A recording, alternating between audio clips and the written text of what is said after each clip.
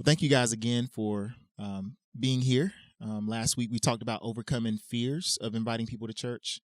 And today we'll be talking about how to invite someone to church. So looking at the practical side of what that looks like. A lot of times we really want to invite people to church. People have that desire, but simply just don't know how to do it. So we're going to get into some questions to dive deeper into that today. So, thinking about just general conversations with people from day to day, one of the fears that people have is what part of the conversation do I invite them to church?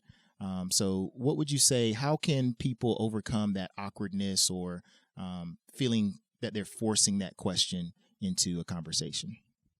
Oh, that's a hard question. I guess the way I usually go about it is asking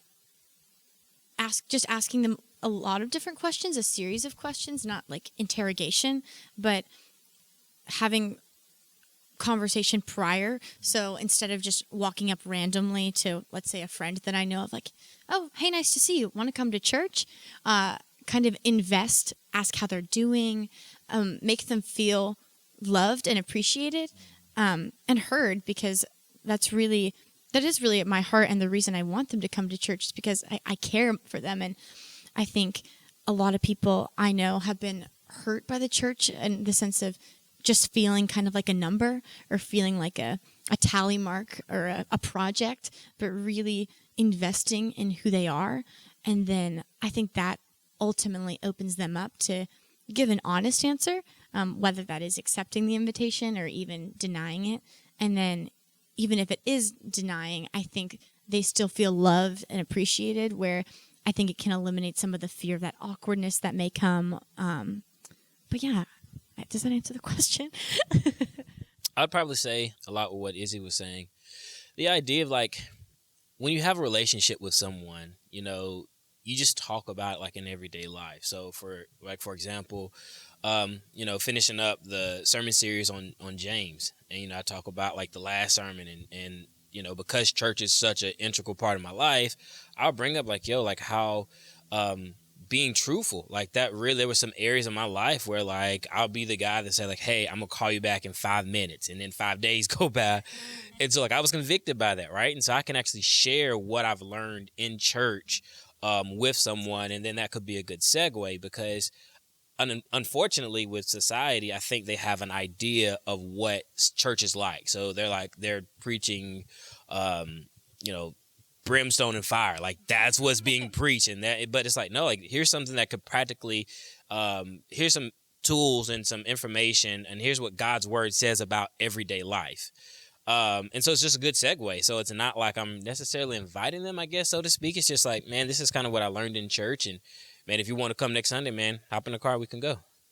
I guess a lot of times, just like Izzy and Will, is having relationship with them. So already it's not as awkward normally, but I guess I'm probably odd in the sense that I can be talking about Pinterest, and all of a sudden it's like, you want to come to church? We talk about a cake recipe.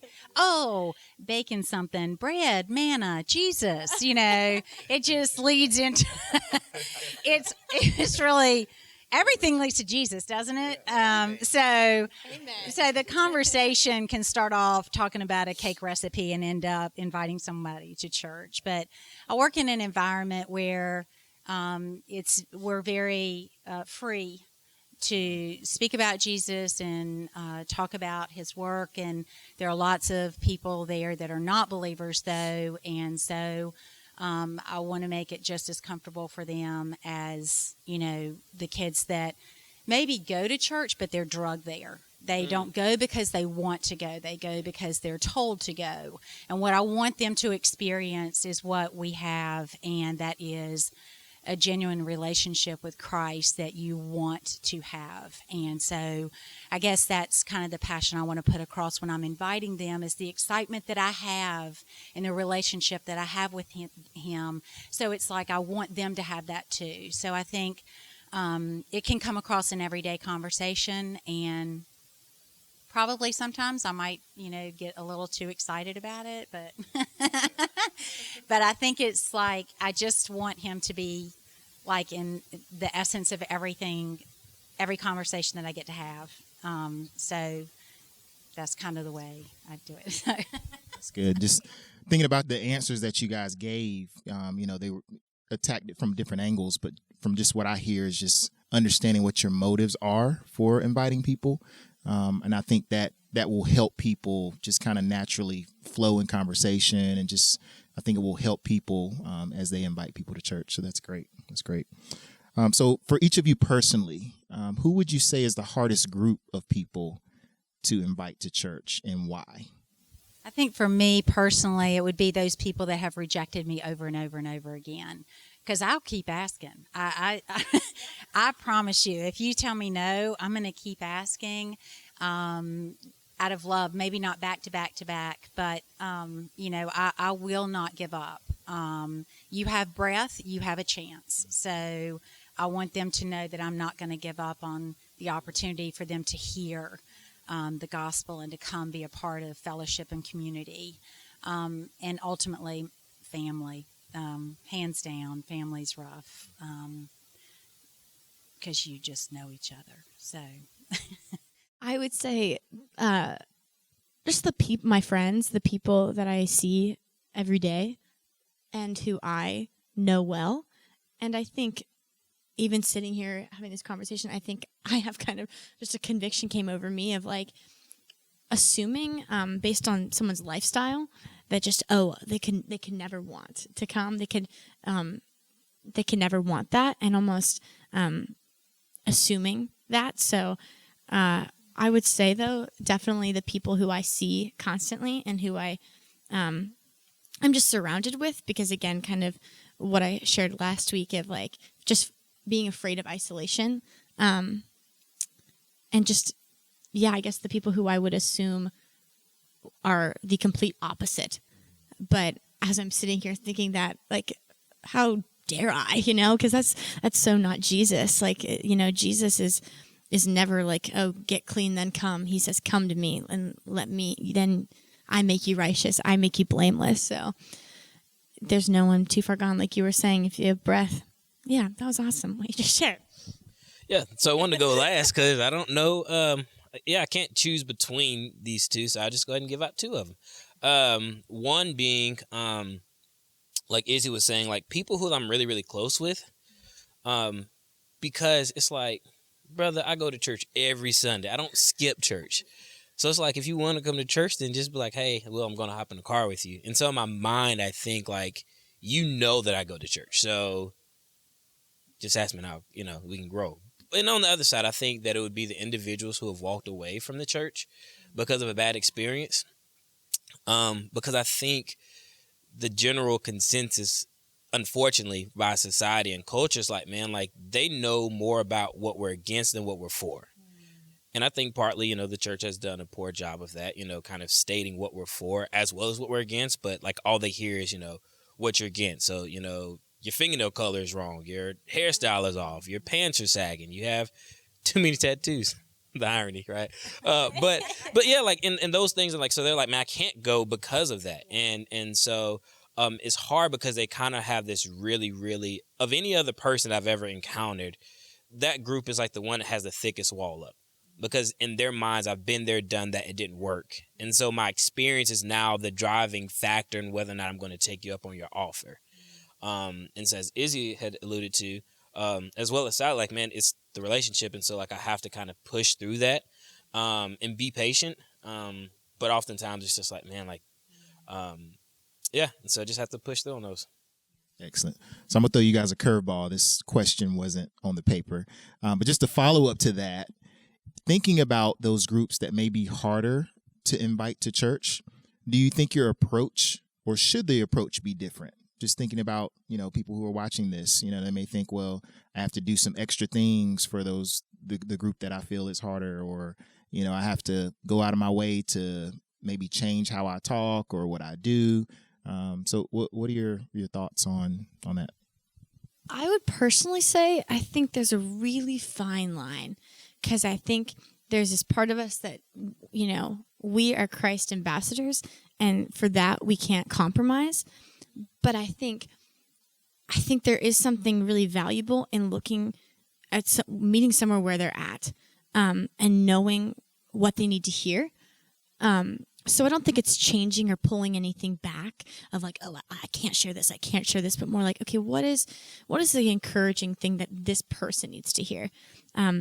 Like, especially, I think, as I was sharing, like, of the people who may not feel, or like what you were sharing, Will, like, may not feel worthy, or who even I think that they don't think they're worthy, making sure that when I'm inviting them, letting them know that, it's never been about being worthy. It's never been about being perfect.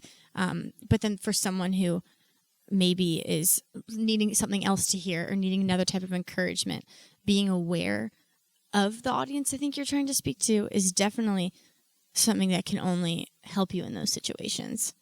I mean, I think it would be more for those who, for example, like those who've been there, done that, and they like, nah, I'm good. I think for them, I have to be a little bit more patient and I have to be a little bit more persistent, because I just think about like the Lord's pursuit of me, right? Like he was very persistent because there were many years I put on my best running shoes, right? And tried to run the opposite direction. So, and I think about that and what you said on last week, like, is God worth it, right? And so when I think about that and I think about how he looked at me, he was like, yo, I'm going to make you worth it, right? I then have to pursue individuals the exact same way the Lord has pursued me. And that means being persistent. That means like, like what Zell was saying, like being turned down. No. Or my favorite is like, yeah, man, I'm going to be there next week. And then they don't show up. And it's like, all right, bet. So then I have to go again. It's like, all right, man. So, right. And it's those moments where like, but continue to be persistent, continue to be patient because I was once in their shoes. And if had no one been pursuing me and if the Lord hadn't been pursuing me, I wouldn't be here right now. I think there are two things that, as Izzy and Will were talking, and as you asked the question, two things that kind of came to mind that I've tried in the past, not as diligently as I should, though. But one is to actually sit down and ask if we can have lunch together and ask them questions about why. Just what questions do you have about what church is? Is there anything intimidating? Is there a question that you feel embarrassed to ask? Is there something that you just don't know that you would like to just know from the beginning? Just kind of give them a Q&A time where they can just sit and just ask questions no matter what it is. It's amazing to me the number of kids that have sat under the teaching of God's word and don't know some of the basic things like an ambassador. They don't know what an ambassador is. They don't know what disciple means. They don't know what even sanctification or justification is. So just sitting down and not being like turned off by the big churchy things when they think of I'm coming to church, well, they're going to use words I don't understand, so why am I going to go and sit under that anyway? So it's like you get to sit down and you get to have like a Q&A time. And the other thing that I have done, again, not as often as I should, but just give them like a note of encouragement and give it to them as they walk in, just to say, I'm praying for you, I love you as he does, and there's nothing that you can ever do or say that would ever make me change my mind. I respect you, there's no judgment, and just give it to them as they walk in the door. So it's kind of those things that maybe we can change up the game every once in a while, and maybe something will prick their heart, and tender them to hearing something. So to wrap things up, if you could give one piece of advice to someone inviting someone to church, what would that be? Seek the relationship, then extend the invite. Because again, I personally, and I don't know if I should say this on camera or not, but I've never invited a stranger to church. It's weird. I just haven't. I mean, I just don't know if I have the rapport, right? But I focus on relationships, man. I build relationships, man. I want to know about your kids. I want to know about your wife. I want to know about your sisters. I want to know about your upbringing. Like I want to genuinely know, care, and love you. And then extend the invite. And then I think I have a little bit more credibility. As Izzy was saying, it's not like you're not just a number, right? You're a person. And as Sally was sending encouraging notes. How do you encourage someone you don't know, right? Like they can sense fake, right? So it's like, hey, you send me this cheesy note and it's like, it has nothing to do with me, right? But because I know them now, I can send an encouraging word or note or text message. So seek the relationship and then extend the invite. Yeah, that was well put. I think just to take that a step further, really, having that relationship with people and continuing it even in denial. So because like Will, you were saying earlier so beautifully, like what was Christ's pursuit of us,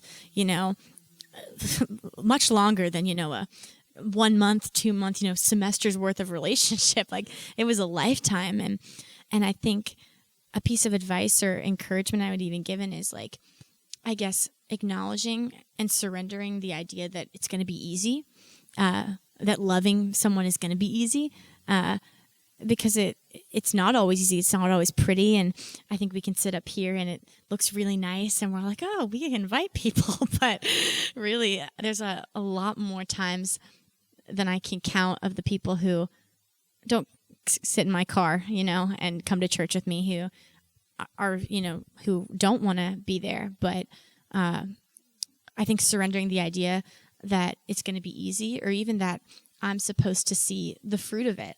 I think my job is to love them and to invite them. But man, if that's my only job and I'm only supposed to, sow in the seed, and I may not even see the fruit of it, like surrendering that and trusting and praying and knowing that one day, and just hoping that someone else will get to see that fruit.